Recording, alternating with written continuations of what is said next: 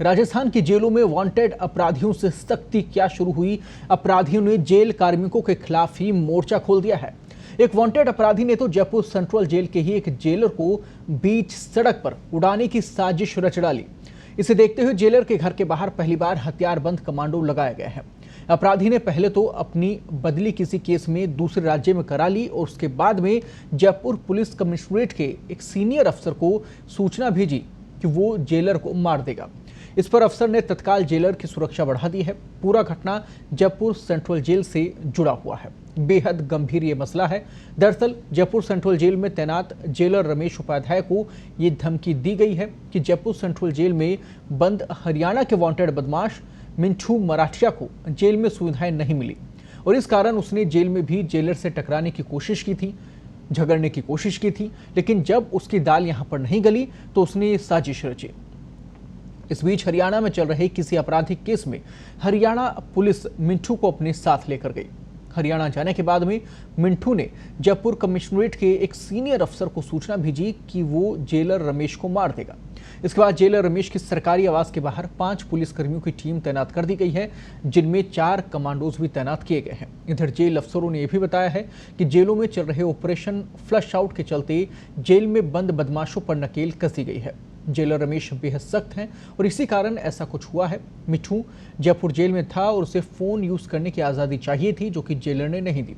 Jail अधीक्षक राकेश शर्मा और भी ज्यादा सख्त हैं, इस कारण मिठू की यहां भी दाल नहीं गली। आपको बता दें कि इससे पहले जेल अधीक्षक राकेश मोहन शर्मा को भी मारने की साजिश रची गई थी। इधर डीजी जेल राजीव दासोद का कहना है कि मिंटू मराठिया नामक बदमाश ने इस तरह की साजिश रची है। जेलर के घर के बाहर पुलिस बंदोबस्त किया गया है ताकि किसी को भी नुकसान ना हो। जेलर को भी सावधानी बरतने को कहा गया है। साथ ही अब हरियाणा पुलिस की मदद से जल्द मिट्ठू को वापस राजस्थान लाने की कवायद की जा रही है। पूरी खबर पर ज्यादा बातचीत के लिए इस वक्त हमारे सहयोगी जयंत जयपुर से जुड़ गए हैं। जयंत, पूरा घटनाक्रम वाकई में काफी ज्यादा चिंताजनक है और यहां पर इस घटनाक्रम को लेकर अब पुलिस की क्या तैयारी है और क्या कब तक उसे मिट्टू जो है पूरा ये जो जिसने पूरा षड्यंत्र रचा है उसे यहां वापस लाया जा सकेगा, कब तक संभावना लगती है? देखिए, अंतर्राज्यीय बदमाश है मिंटू मराठिया। उसने इस पूरी जो घटना है उसकी साजिश रची है।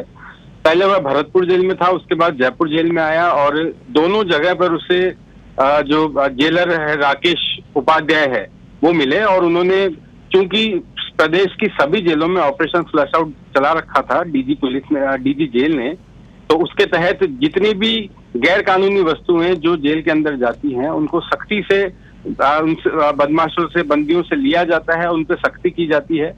इस पूरे घटनाक्रम के चलते जो मिंटू मराठिया जो गुजरात, दिल्ली, हरियाणा, पंजाब में जहां उस पे खिलाफ मुकदमे दर्ज है वो पूरी तरीके से पैक हो गया। एक तरह से कहा जाए तो वो जेलों के बाहर किसी भी तरीके का संवाद स्थापित अपने बदमाशों से या अपने गुर्गों से नहीं कर सका। इन्हीं सब चीजों को लेकर उसको जो जेलर है, जेलर से बिल्कुल एक तरह से खुन्नस थी और इस खुन्नस को पूरा करने के लिए जेलर को धमकी दी गई। पहली बार ये रहा कृपाशंकर जी की कमिश्नरेट के एक सीनियर आईपीएस को सूचना दी गई और उसके बाद उस बदमाश ने आईपीएस को ये कहा कि आपका जेलर अगर आप बचा सकते हो तो उसे बचा लेना, क्योंकि वो जेल और जेल के सामने जो उसका सरकारी आवास है दोनों जगह पे ही उपलब्ध है। बीच में 60 फीट 80 फीट की रोड है, जैसे ही वो सड़क पे आएगा उसे मार दिया जाएगा। यही कारण है कि 25 मई से लेकर अब तक लगातार जो जेलर है उसके घर के बाहर कमांडो तैनात है, हथियारबंद कमांडो तैनात है। जेल के अंदर, जेल परिसर में जेल स्टाफ तैनात है और जेल के बाहर जो जेलर का बंगला है सामने, जेलर का सरकारी आवास है सामने, वहां पर इनको कमांडोज को तैनात किया गया है। और अब मिंटू मराठिया जो है उसे वापस हरियाणा से राजस्थान जयपुर लाने की तैयारियां जो है वो जारी हैं, चल रही हैं। जी जयंत, इस प्रकार के जो अपराधी हैं जेलों में रहते हैं, मनमानी करते हैं और उनके ऊपर अंकुश लगना बेहद जरूरी है, लेकिन क्या आपको नहीं लगता जयंत की लंबी जो कार्य प्रणाली है, जो लंबा कानून व्यवस्था में सुनवाई होती रहती है, पूरी आगे जो चीज़ें हैं वो चलती रहती हैं और इन लोगों के ऊपर उस प्रकार की सख्ती नहीं हो पाती जिसकी वजह से इनके हौसले बढ़ते चले गए, तो आपको नहीं लगता कि जल्द से जल्द ऐसे लोगों पर, ऐसे जो हिस्ट्री शीटर है उन पर सख्त से सख्त सजा उन्हें मिलनी चाहिए और कार्रवाई होनी चाहिए? बिल्कुल ये सही है। देखिए कि कि जो सख्त, जो बड़े बदमाश है, गैंगस्टर्स जो हैं, उन पे सख्ती से कार्रवाई होनी चाहिए। ये तय है, ये जरूरी भी है। और इसी चीज को लेकर राजस्थान इकलौता ऐसा राज्य है जहां पर 7 से 8 साल पहले एक स्पेशल जेल का निर्माण किया गया, जिसे हाई सिक्योरिटी जेल नाम दिया गया। करीबन 65 से 70 करोड़ रुपए इस पूरे जेल के निर्माण में लगे, जो अजमेर के घोघरा में स्थित है। 250 से ज्यादा जो गैंगस्टर्स हैं उनको वहां पर एक बंद किया जा सकता है। हालांकि अभी वहां 42 गैंगस्टर बंद हैं। तो ये सही है कि राजस्थान में बदमाशों से सख्ती की जाती है। जेल में आने के बाद उनको अलग से सेल में रखा जाता है ताकि वे और बंदियों से और बदमाशों से संपर्क में ना आए।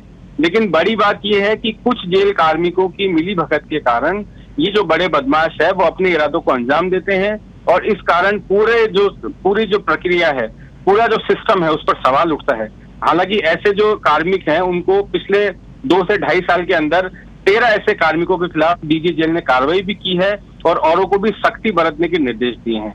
और यही कारण है कि ऑपरेशन फ्लश आउट समेत जो और प्रक्रियाएं जेलों में चल रही है, उनके पॉजिटिव परिणाम सामने आ रहे हैं। बिल्कुल जयंत, ये तो समझना होगा इन अपराधियों को, ये तमाम जो हिस्ट्री शीटर हैं जो यहाँ पर आए, उन्हें समझना होगा कि राजस्थान में अब उन्हें बिल्कुल भी सुविधा नहीं मिलने वाली है। ये वो समझ ले, गांठ बांध ले, और यहाँ पर तो सख्त कार्रवाई होगी। इसलिए संभल जाइए अपराध करने से पहले ही कि राजस्थान पुलिस आपको यहाँ पर कोई सुविधा देने वाली नहीं है। जयंत, बहुत बहुत धन्यवाद तमाम जानकारी के लिए। इस खबर पर और अपडेट अगर हो तो आप दर्शकों तक जरूर पहुंचाइएगा।